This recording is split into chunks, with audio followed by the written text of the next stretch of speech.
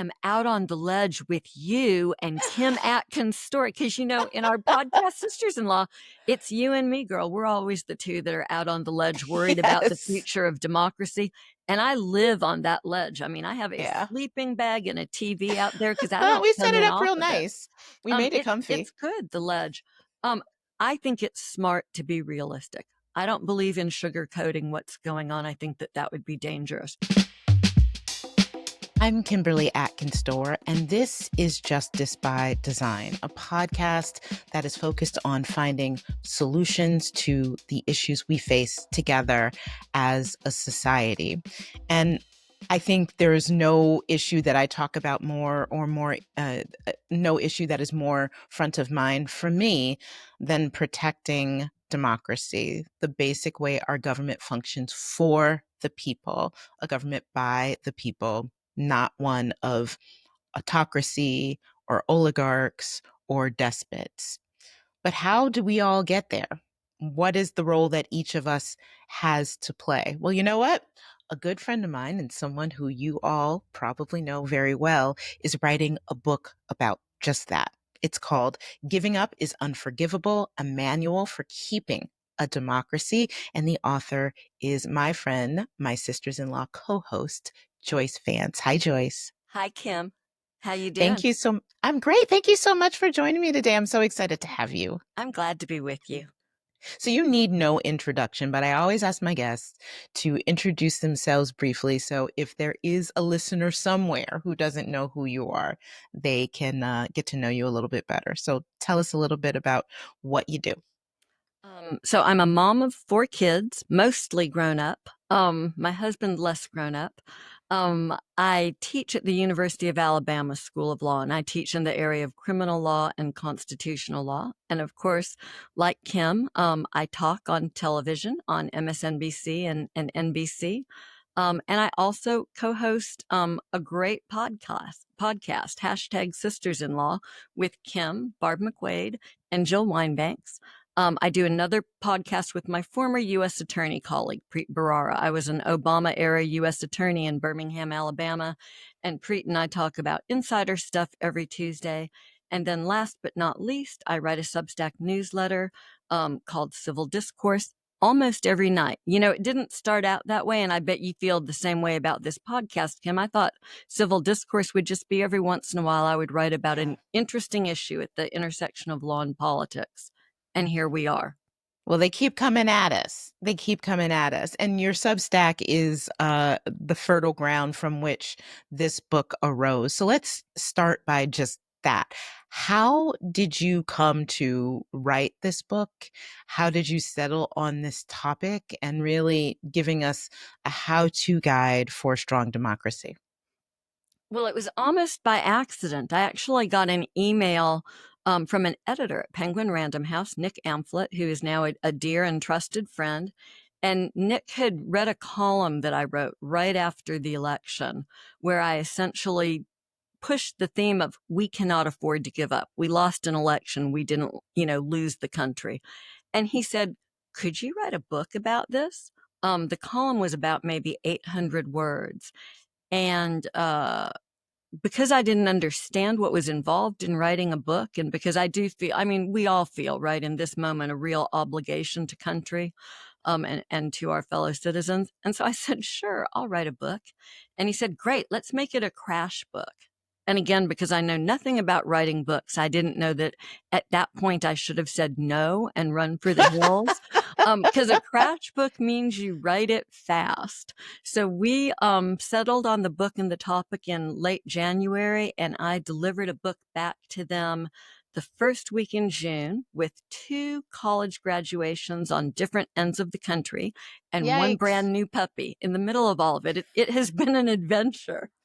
And we haven't even mentioned the chickens and everything else It's something that's every going on. day. Well, I'm so glad that you carved out some time with me today. So where do we even start, Joyce? I feel like every day there is another example, not just of the current president's complete disregard for the Constitution and how it works and the balance of power and the fact that the government, as I mentioned, is by and for the people. It's not by and for him. Just this week, there's also evidence, obviously, of people who are capitulating, right? So I am a graduate from Columbia University. I got my master's degree there. And I've just been gutted at the way that that institution really became the first to reach a settlement that to me is a capitulation to the demands uh, imposed by this government that are not aimed at making the school better. They're not aimed at addressing anti-Semitism, which is a really important issue that needs to be addressed. It's a way to demand that they kowtow and bend a knee to him and walk away from policies that have ensured the ability of people like me to be able to go there, to be able to have that opportunity, and to be seen and to have us learn as a student body from one another. I feel that something is really lost in that. So when we're looking at that, maybe let's start with universities and education. Why do you think those are being attacked? And what can people do besides me and my little protest? So I put, you know, how Clarence Thomas put a 15-cent sticker on his Yale degree because he was angry at the school for implementing affirmative action after his graduation. Well, I'm doing it for a different reason. I put my 15 cents on my Columbia degree. Besides that, what can we do to let people know that this isn't acceptable, but while at the same time supporting students in these universities right now to ensure that they get the experience that they need to be better citizens? The university question is so fundamental, especially with Columbia now, the Paul Weiss of universities, Paul Weiss being the Mm-hmm. first law firm to capitulate. I understand why people might want to make difficult decisions to keep an institution afloat for what they perceive as a temporary period. I respectfully disagree with those sorts of decisions, just like you do. I think ultimately, where we have to look at, and I'll tell you something that just sort of came upon me without deliberately thinking of it early in the Trump administration, where everything went bad so fast and so all at once. And I felt like there was nothing to hold on to. And I realized Mm-hmm. that I really needed an anchor. And so for me, that anchor was history and law. And I'll tell you, it feels a little bit cheesy in an era where the Supreme Court relies on tradition and custom and history to reach some of the most wrong results imaginable, right? They're always saying, well, history. And then they rely on some guy who was in favor of burning women at the stake as witches. But I mean it in a very sincere way. I found it to be comforting to turn to the country's historical documents, to the Mm-hmm. Constitution, to the Federalist Papers, to material that I frankly had not read. Maybe I'd reread some of it, like the law, the Constitution in law school, but some of it not since college. And I found such very moving content in those documents, especially in the Federalist Papers with Hamilton and Madison trying to sort of hash out the rationale for the new form of government and what the Federalist Papers really are. They're trying to get citizens in New York to vote for the new Constitution. So they're making their most persuasive case, but they're also doing a lot of explanatory work and explaining, for instance, why they believe that factionalism would be so dangerous and would break the country apart, which is, of course, what we're seeing right now with MAGA, and why they believe they've constructed a government that is, at least in some sense, faction proof. And that, I think, is the answer to your question about education, right? Why is Mm-hmm. Trump attacking universities? Well, what he's doing is he is attacking democratic institutions, whether it's the big marquee ones like Congress and the courts, or this sort of second tier law firms, the media, universities that spawn the people who think and who understand and who will keep Donald Trump from becoming what he wants to be, a dictator. Yeah. I think that's so important to keep that in mind because people may just think, okay, it's a fight between Trump and these individual institutions, but it's something so much bigger than that. I mean, we often see when we look at history and what happened during World War II or leading up to World War II, for example, institutions were among the first uh, that were universities were among the first institutions that were attacked uh, by Hitler, because they understand that the more educated that people are about what's going on, including learning from our history, and the more we have spaces where people exchange ideas, and those include dissent and those include different views, the more you have that, the harder it is for autocracies and dictatorships to take power, because that empowers the people, and you need to strip the people of that power in order for that to be effective. So this is a long game here. It's not just, a battle of wills. It's something that is so important, and I wish that Columbia joined in other universities in holding stronger on that. But speaking of law, something that has really been disappointing to see this week. There was a report in Pumpernickel. It was in the New York Times, right? That broke I down all love the that laws. pumpernickel carries over. Yes, I only do it with you. It was a New York Times report that showed all the times that the Trump administration defied or tried to defy a Yes, court order. Okay, right. correct. And Pumpernickel. Just this week, there was a really just striking New York Times report that pointed out all the times that the Trump administration has either defied or tried to defy by eluding court orders. 1 in 3 court orders that has been issued against the Trump administration has been either defied or flouted in some other way. That is such a shocking fact to begin with. But add to that the Supreme Court continuing to allow the Trump administration to move, even if to do things that lower courts have told them not to. Just the most recent one is firing all the Democratic members of the Consumer Product Safety Board. Now, think about it. Do you want your cribs, your baby cribs, to not, collapse and suffocate your kids? Or do you want to know that the paint that's in your house doesn't have lead in it? I mean, I like that, but the people who are in the pockets of corporations may not.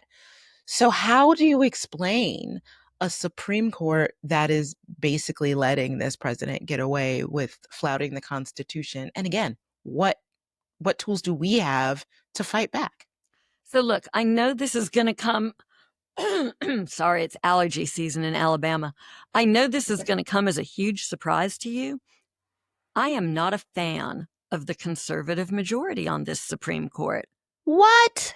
Are you shocked? I mean, I had no clue, Joyce. look, I don't know what's going on. I think people have plenty of suspicions. I try to not be a conspiracy theorist, but I look at some of these decisions, and what I see is, at some sense, at some level, there's this very meta conversation going on about the powers of the presidency and Article 2 of the Constitution, and this real long trajectory among Federalist Society Republicans who wanted to see a unitary presidency where the president would reclaim power over the executive branch.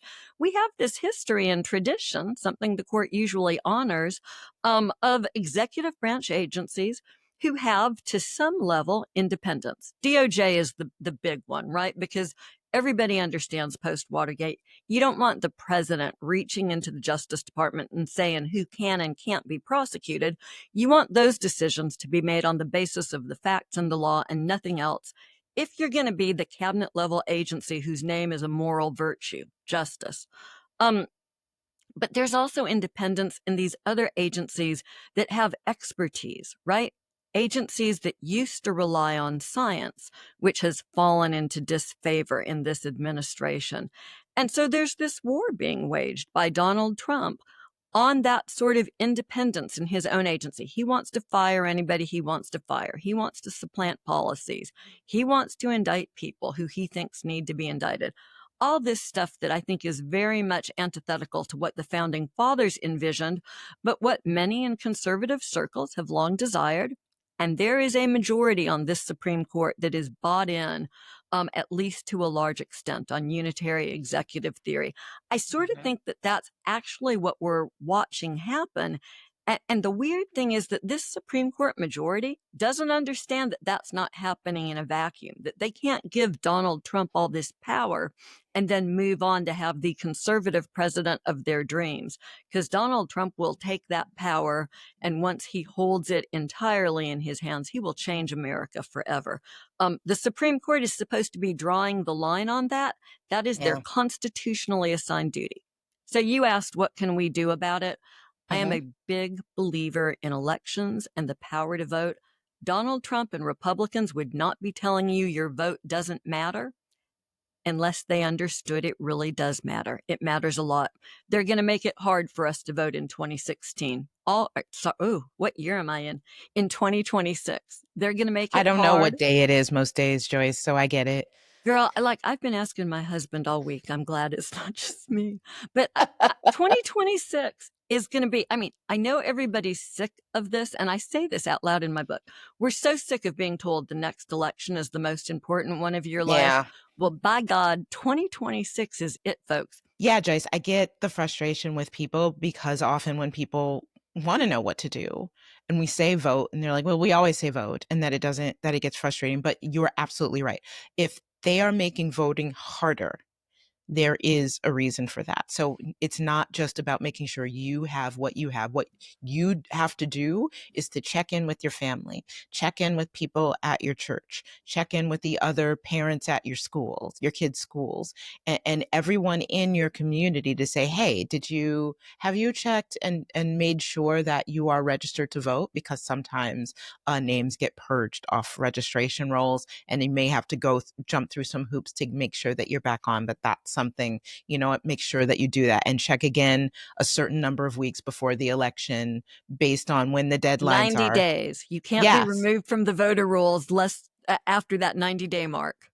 Right. Know your local voting rules and dates and deadlines. Put them in your calendar just to remind yourself to double check that. Remind your loved ones and your friends to do the same way. That's really powerful. That's a powerful way to remind people of how important it is. There are also people who are checked out who feel just really dispirited and are wondering how important elections aren't anymore. Tell them that they are. Write postcards. Urge people to get out, even in other states. There is a lot of power in that. And I also think there's a lot of power in speaking to your elected officials all the way up from the local level to your members of Congress and letting them know how you feel about everything, including election laws and procedures. They work for you. And hearing from you does make a difference. I know it makes a difference at Congress. I've been in congressional offices as a reporter and heard the phones ringing off the hook and heard people saying what they mean. And it gets through.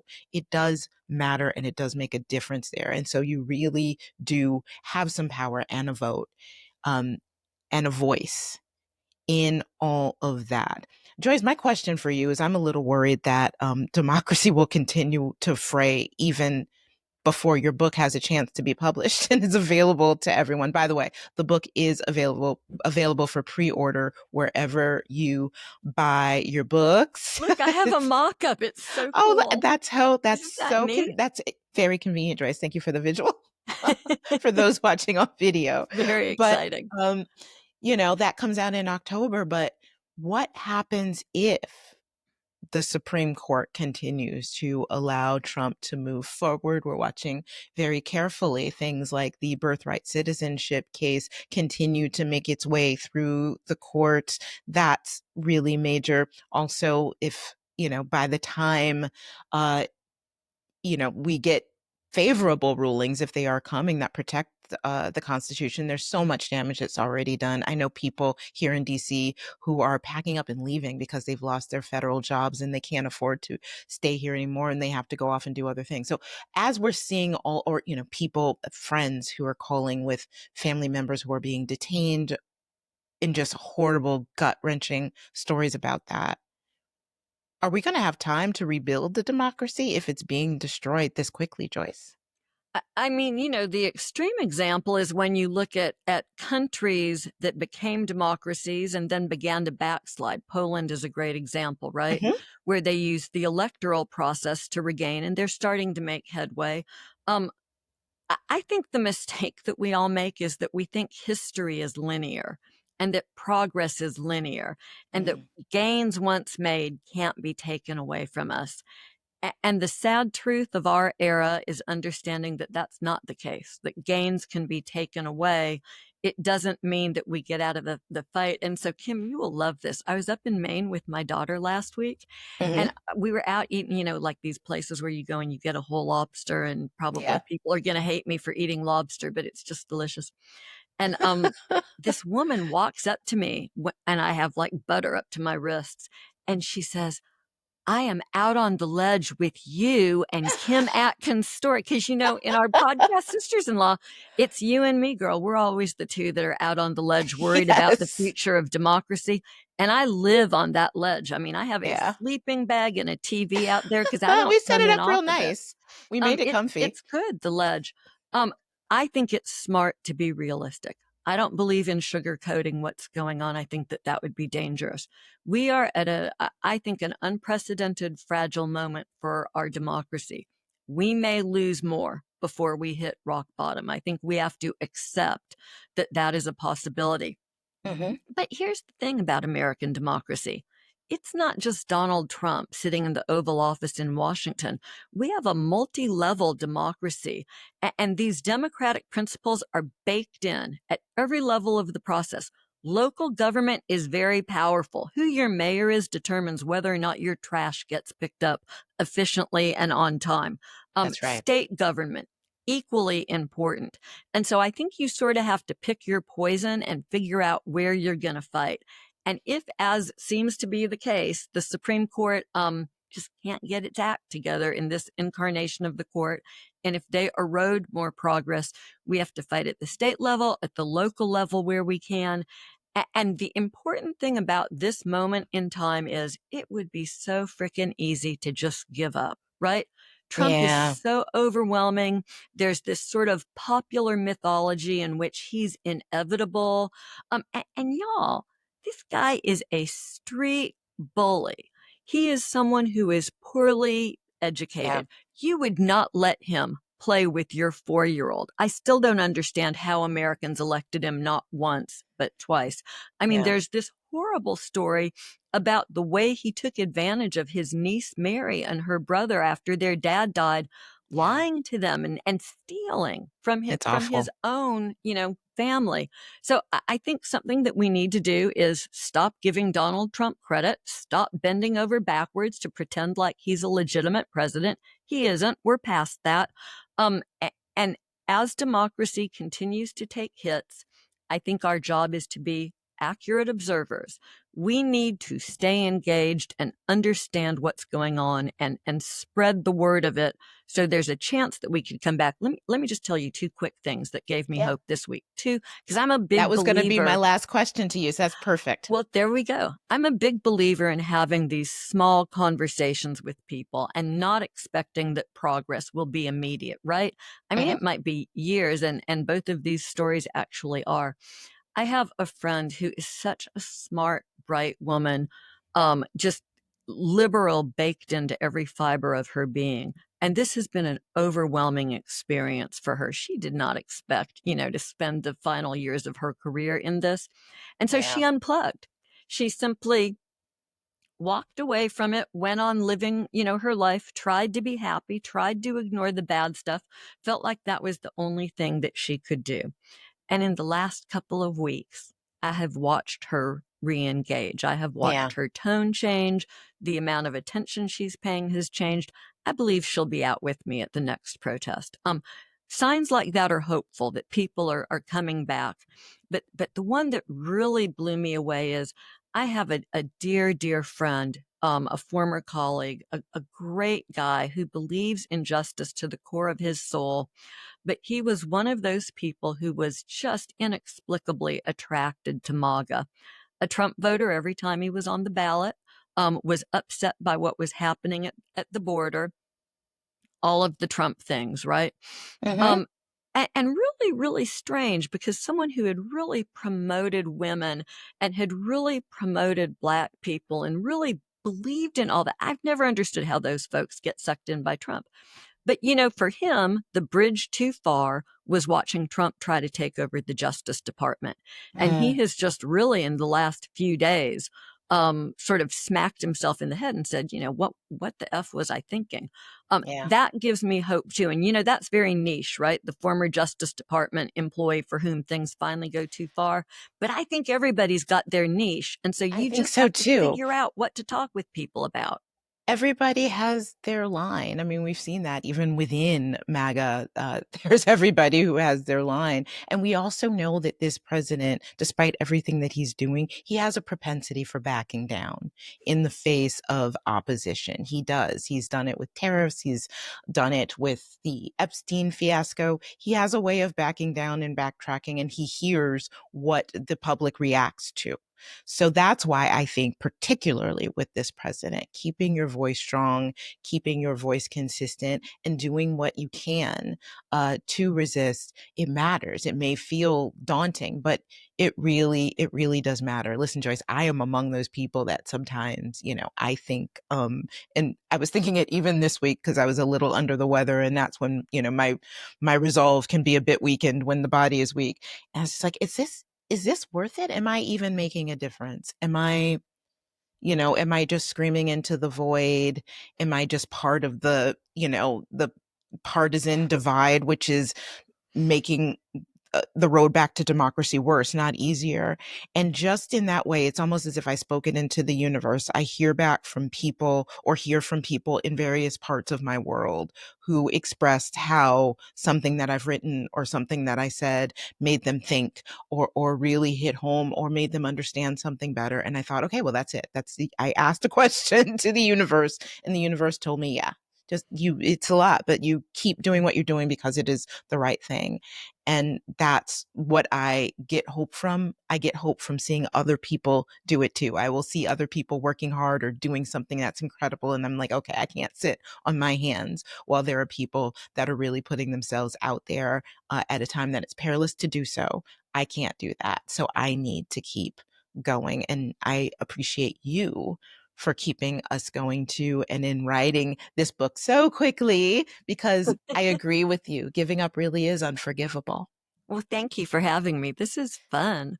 This was Joyce Vance. Thank you so much for joining me. And thanks to all of you for listening to Justice by Design. I will be back next week with another episode. But in the meantime, please make sure to follow this podcast wherever you get your pods. And you know what? Follow hashtag sisters-in-law too if you are not doing that, because we have just as much fun over there. You take care of yourselves, and I will see you next week. I'm Kimberly Atkins Store.